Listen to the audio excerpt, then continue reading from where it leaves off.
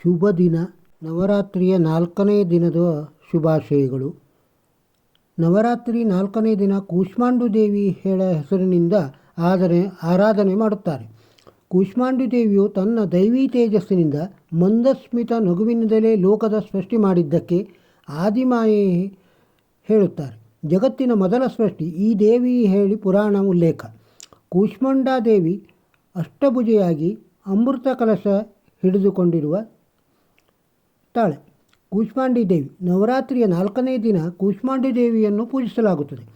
ಸಂಸ್ಕೃತದಲ್ಲಿ ಕುಂಬಳಕಾಯಿಯನ್ನು ಕೂಷ್ಮಾಂಡ ಎನ್ನುತ್ತಾರೆ. ಈ ದೇವಿಗೆ ಕುಂಬಳಕಾಯಿ ಅತ್ಯಂತ ಪ್ರಿಯ.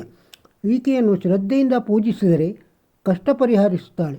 ಭಕ್ತರ ಅಜ್ಞಾನವನ್ನು ದೂರ ಮಾಡುತ್ತಾಳೆ. ಕೂಷ್ಮಾಂಡು ದೇವಿಯು ಆರಾಧನೆ ಪೂಜಾ ಫಲಗಳು ಅತ್ಯಂತ ವಿಶೇಷ.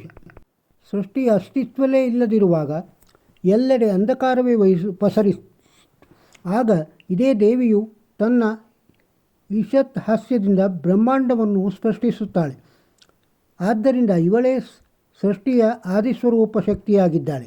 ಈಕೆಯು ಸೂರ್ಯನ ಸ್ಥಾನದಲ್ಲಿ ನಿಲ್ಲುವ ಕಾರಣದಿಂದಾಗಿ ಭೂಮಿಯ ಮೇಲಿರುವ ಅಂಧಕಾರವನ್ನೆಲ್ಲ ನಿವಾರಣೆ ಮಾಡುತ್ತಾಳೆ.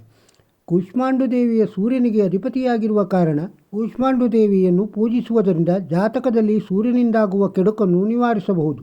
ಜೊತೆಗೆ ಎಲ್ಲ ರೀತಿಯ ಸಂಕಷ್ಟಗಳು ನಿವಾರಣೆಯಾಗುತ್ತದೆ. ಆದಿಶಕ್ತಿಯ ಪ್ರತಿರೂಪವಾದ ಕೂಷ್ಮಾಂಡು ದೇವಿಯ ರೂಪ ವಿಶೇಷವಾಗಿ ಗಮನ ಸೆಳೆಯುತ್ತದೆ. ಇವಳು ಸಿಂಹವಾಹಿನಿಯಾಗಿದ್ದು ತೇಜೋಮಯಿಯಾಗಿದ್ದಾಳೆ. ಇವಳಿಗೆ 8 ಕೈಗಳು. ತನ್ನ ಕೈಗಳಲ್ಲಿ ಕಮಂಡಲ, ಧನುಸ್ಸು, ಬಾಣ, ಕಮಲ, ಅಮೃತ ತುಂಬಿದ ಕಲಶ, ಚಕ್ರ ಮತ್ತು ಗದೆಯನ್ನು ಹಿಡಿದಿರುತ್ತಾಳೆ. ವಿಶೇಷ ಎಂದರೆ ಕೂಷ್ಮಾಂಡ ದೇವಿಯ ಪ್ರಭೆಯ ಕಾಂತಿ ಸೂರ್ಯನಿಗೆ ಸಮಾನವಾಗಿರುತ್ತದೆ. ಕೂಷ್ಮಾಂಡ ದೇವಿಯ ಆರಾಧನೆಯಿಂದ ರೋಗಗಳಿಂದ ಮುಕ್ತಿ ಪಡೆಯಬಹುದು. ಭಕ್ತರ ದುಃಖ ದೂರ ಮಾಡುತ್ತಾಳೆ. ಆಯಸ್ಸು, ಆರೋಗ್ಯ ವೃದ್ಧಿಯಾಗುತ್ತದೆ. ಜೀವನದಲ್ಲಿ ಯಶಸ್ಸು ಪ್ರಾಪ್ತಿಯಾಗುತ್ತದೆ.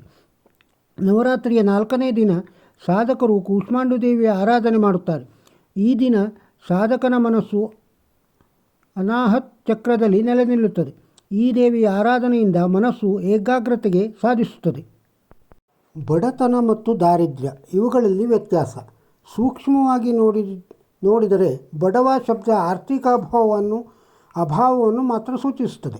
ಬಡತನ ಮತ್ತು ಸಿರಿತನ ನಮ್ಮ ಪ್ರಾರಬ್ಧಕ್ಕೆ ಅನುಸಾರ ಜೀವನದಲ್ಲಿ ಬರುತ್ತದೆ ಮತ್ತು ಹೋಗುತ್ತದೆ. ಬಡವನಾದವನ ಗುಣ ಸಂಪನ್ನನಾಗಿದ್ದಲ್ಲಿ ಬಡತನ ಎಂದು ಅವನನ್ನು ಕಾಡಿಸದು. ಬಡತನ ಮತ್ತು ಸಿರಿತನದ ವ್ಯತ್ಯಾಸ. ದಾರಿದ್ರ್ಯ ಅಂದರೆ ಬಡತನ ಅಲ್ಲ. ಅಲ್ಲೂ ಹಣ ಇದೆ, ಆದರೆ ಅದು ದುಃಖ ನೀಡುವ ಹಣ. ಧರ್ಮದ ಚೌಕಟ್ಟಿನಲ್ಲಿ ಸಂಪಾದಿಸುವನಲ್ಲಿ ಹಣ ಇದ್ದರೂ ದರಿದ್ರ. ಭ್ರಷ್ಟಾಚಾರ, ಲಂಚ, ಲೂಟಿ, ಕಳ್ಳತನ, ಜೂಜು ಇತ್ಯಾದಿಗಳಿಂದ ಸಂಪಾದಿಸಿದ ಹಣ ಎಂದಿಗೂ ಒಳಿತನ್ನು ಮಾಡದು. ದಾರಿದ್ರ್ಯ ನಮ್ಮ ದರಿದ್ರ ಅಭ್ಯಾಸಗಳಿಂದ ಬರುವುದು. ನಮ್ಮ ಕೆಟ್ಟ ಅಭ್ಯಾಸಗಳು ಎಷ್ಟೇ ಸಿರಿತನವಿದ್ದರೂ ನಮ್ಮನ್ನು ಬಡತನಕ್ಕೆ ನೂಕುತ್ತದೆ. ಮನೆಯ ಮುಂದೆ ತುಳಸಿ ಇಲ್ಲದ ಅಥವಾ ಒಣಗುತ್ತಿರುವ ತುಳಸಿ ಮನೆಯವರಿಗೆಲ್ಲ ದಾರಿದ್ರ್ಯ ಸೂಚಿಸುತ್ತದೆ.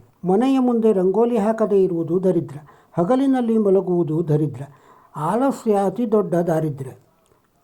ಮಾತಿಗೆ ಸುಳ್ಳು ಹೇಳುವುದು ದರಿದ್ರ. ಮುಖವಾಡದ ಜೀವನ ದರಿದ್ರದಲ್ಲಿ ದರಿದ್ರ. ಶುಚಿತ್ವ ಇಲ್ಲದ ಮನೆ ದರಿದ್ರ. ಅತಿಥಿ ಸತ್ಕಾರ ಇಲ್ಲದ ಮನೆ ದರಿದ್ರ, ಇತ್ಯಾದಿ. ಅಂತಹ ಮನೆಗಳಲ್ಲಿ ಯಾವಾಗಲೂ ನಿಸ್ತೇಜವಾಗಿ ಹಾಗೂ ನಿರಾಸಕ್ತಿಯಾಗಿ ಇರುವ ಜನರನ್ನು ಸಂತೋಷವನ್ನು ಆನಂದಿಸಲಾರರು.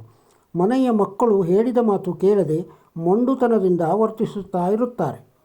ಅಷ್ಟೇ ಅಲ್ಲ, ಮನೆಯಲ್ಲಿ ಒಂದು ರೀತಿಯ ಮುಗ್ಗು ವಾಸನೆ ಬರುತ್ತಾ ಇರುತ್ತದೆ. ಹಾಗೆಯೇ ಸದಾ ಅನ್ನ ಮತ್ತು ಬೇಳೆ ತಳಹತ್ತುತ್ತಾ ಬರುತ್ತದೆ.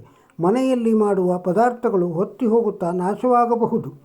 ಈ ವಿಡಿಯೋ ನಿಮಗೆ ಇಷ್ಟವಾಗಿದ್ದರೆ ಒಂದು ಲೈಕ್ ಕೊಡಿ. ಇದನ್ನು ನಿಮ್ಮವರಿಗೂ ಶೇರ್ ಮಾಡಿ. ನಮ್ಮ ಚಾನಲ್ಗೆ ಇನ್ನೂ ಸಬ್ಸ್ಕ್ರೈಬ್ ಆಗದಿದ್ದರೆ ಸಬ್ಸ್ಕ್ರೈಬ್ ಆಗಿ. ಹೊಸ ವಿಡಿಯೋದೊಂದಿಗೆ ಮತ್ತೆ ಸಿಗೋಣ. ನಮಸ್ಕಾರ.